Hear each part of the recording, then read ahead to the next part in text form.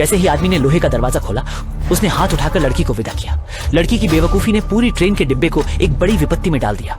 आदमी ने हाथ हिलाया और उसके सहयोगी ट्रेन के डिब्बे पर अंधाधुंध फायरिंग करने लगे। जैसे जैसे विभिन्न कराहने की आवाजें खत्म हुई, डिब्बे के अंदर लाशें भर गई थी। इस समय आदमी ने फिर से दरवाजा खोलकर जांच की। एक बच्चा स्तब्ध होकर आदमी को देख रहा था। पुरुष को पता नहीं था कि मालवाहक कंटेनर के ऊपर एक महिला छिपी थी। जब आखिरी गोली की आवाज आई तब उसने कार्गो की सफाई का आदेश दिया। उस समय महिला ने अपने मुंह को कसकर बंद कर रखा था और जब तक उसके लोग पूरी जगह को साफ नहीं कर देते वह कोई आवाज नहीं निकाल पाई। दरवाजा बंद होने के बाद ही उसने धीरे से रोने की आवाज निकाली, ये जाने बिना कि यह उसके असली दुःस्वप्न की शुरुआत मात्र थी। देश की स्थिति बिगड़ने के कारण महिलाएं और बच्चे सरकार द्वारा उपेक्षित हो गए थे। यहाँ तक कि समाज से बाहर किए गए पहले लोगों में से एक बन गए और उन्हीं में से एक एनी भी थी जो एक जीवन की राह खोजने के लिए प्रयासरत थी।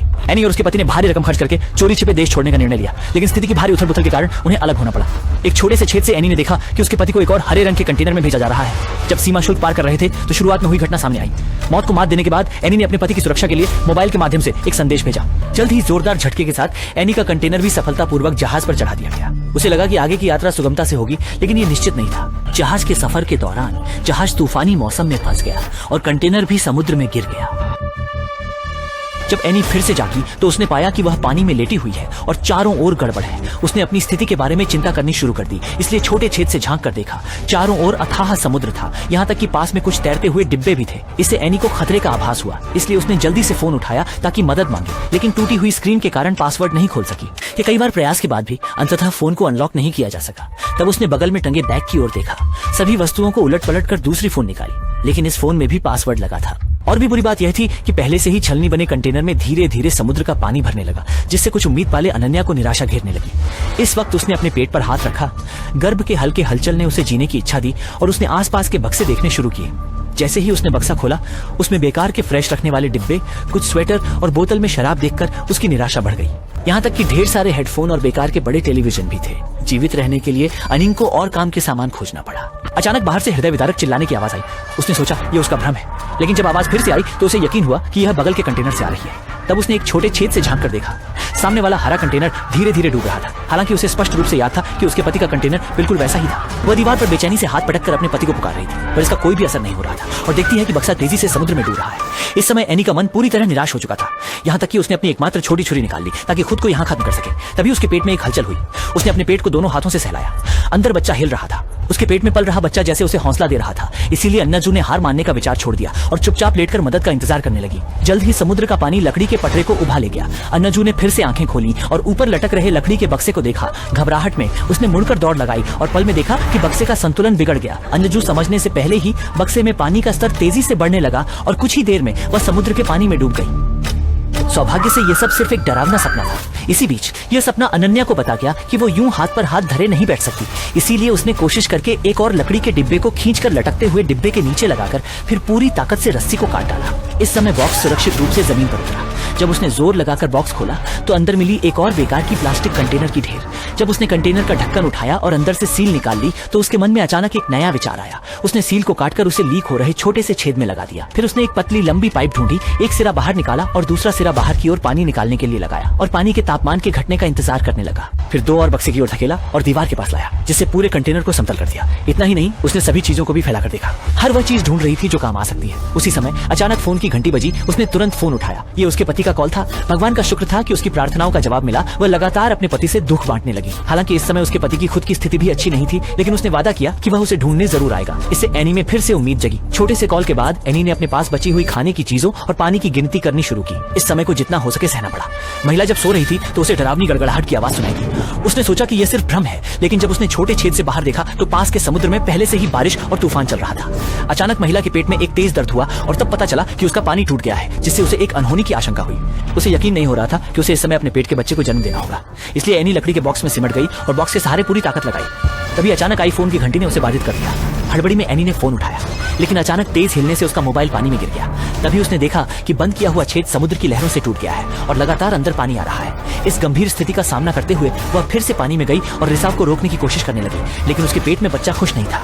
भीषण दर्द ने उसे फिर से एक घातक झटका दिया और एक रात की यात्रा के बाद आखिरकार उसने सफलतापूर्वक बच्चे को जन्म दिया। रक्त को तेजी से पुनः आपूर्ति करने के लिए समुद्री लहरें पानी में मिल गई। शरीर को आवश्यक ऊर्जा के लिए एनी ने जल्दी ही स्टैंड बाय मोड शुरू कर दिया, लेकिन पूरी तरह से बंद फोन ने उसकी बाहरी संचार की सारी संभावनाएं रोक दी। विवश होकर एनी को पहले अपने बच्चे को शांत करना पड़ा, लेकिन उसका ध्यान पास रखी ड्रिल मशीन पर चला गया। इसलिए उसने छत की ओर देखा और आत्मरक्षा का एक विचार आया। फिर वह पागल हो गई और ड्रिल का उपयोग करके कंटेनर के तल में एक बड़ा छेद खोलने की उम्मीद में ड्रिल करने लगी ताकि वे कंटेनर से बाहर निकल सके। एनी की अथक कोशिश के बाद छोटे छोटे छेदों की एक कतार बन गई। जब वह तीसरी पंक्ति में ड्रिल खत्म करने वाली थी तब ड्रिल की बैटरी खत्म हो गई, जिससे एनी फिर से निराशा में पड़ गई। इस समय वह बिल्कुल नहीं जानती थी कि वह कब आजाद हो पाएगी, इसलिए उसने फिर से उम्मीद टूटी हुई स्क्रीन वाले फोन पर टिका दी। उसने कार्ड डाला और अनलॉक करने की कोशिश की, लेकिन फिर भी अनलॉक नहीं हो सका। बेचैन एनी ने बस कुछ चीजें उठाकर इधर उधर फेंकना शुरू कर दिया। तभी एक सेकंड में उसकी नजर एक छोटी चाकू पर पड़ी। एक कतार में रखे लकड़ी के डंडे को देखकर उसके मन में उम्मीद की किरण जगी। उसने थकी हुई काया के साथ कटाई शुरू कर दी। उसके हाथ खून से लथपथ थे, फिर भी उसने हार नहीं मानी।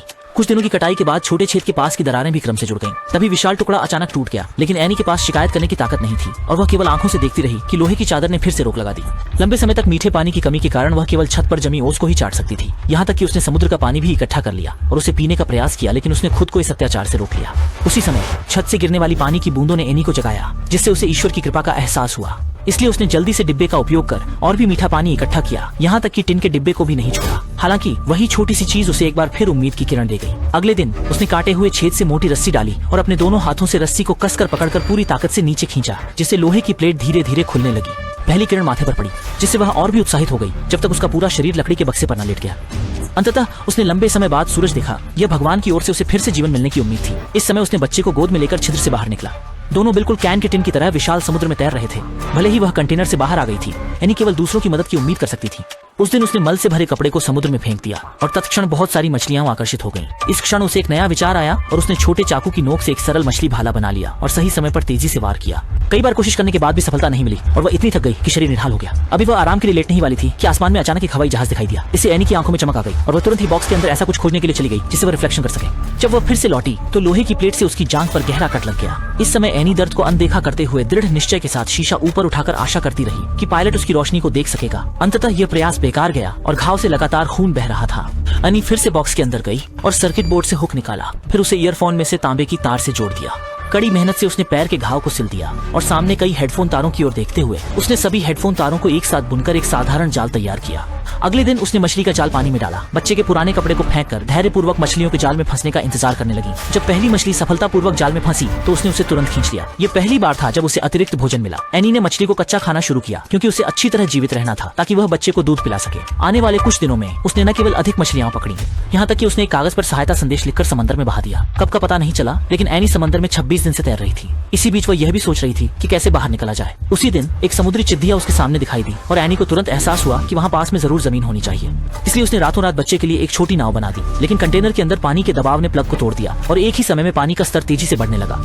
एनी ने छेद को फिर से बंद करने की कोशिश की, लेकिन जैसे ही वह नीचे आई उसने भय से देखा कि पूरा कंटेनर झुकने लगा है। इसी समय बच्चे की छोटी नाव भी धीरे धीरे पानी के साथ बहकर सागर में चली गई और टकरा गई।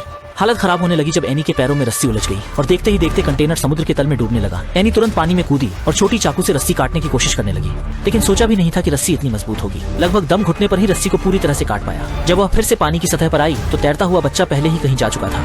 अंधेरे समुद्र में बेबी का दिशा कैसे दिखाई दे सकता है। इस समय उसके पांव के पास एक व्हेल तैरती हुई आई। सौभाग्य से व्हेल बस वहाँ से गुजर रही थी, लेकिन उस समय व्हेल ने उसकी मदद की। वह व्हेल बच्चे की छोटी नाव के पास पानी उछालता है। बच्चा नम होकर सचमुच जोर से रोने लगता है। उसी समय एनी ने भी बच्चे के रोने की आवाज सुनी और आवाज की दिशा में तैरने लगी और जल्दी ही बच्चे को ढूंढ लिया। एक रात के तैरते रहने के बाद एनी का शरीर बहुत थक चुका था। उसने अपनी सारी उम्मीदें समुद्री पक्षियों पर लगा दी, इसलिए उसने सारी मछली समुद्र में फेंक दी। इस समय समुद्री पक्षी उनके चारों ओर घूमने लगे और अचानक से समुद्र के बाहर उड़ गए।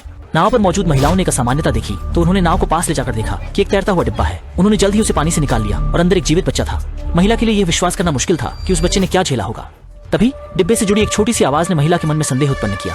रस्सी के सहारे उन्होंने बेहोश पड़ी एनी को पाया। आपातकालीन उपचार के दौरान एनी ने अभी तक कोई प्रतिक्रिया नहीं दी। जब दोनों निराश हो रहे थे तभी पास में रखा बच्चा अचानक से हिला। इसने उन्हें पास की महिला को बचाने फिर से कोशिश करने पर मजबूर कर दिया। एक और प्रयास के बाद एनी आखिरकार बेहोशी से जाग गई। इस तरह एनी और बच्चा वास्तव में नया जीवन पा सके।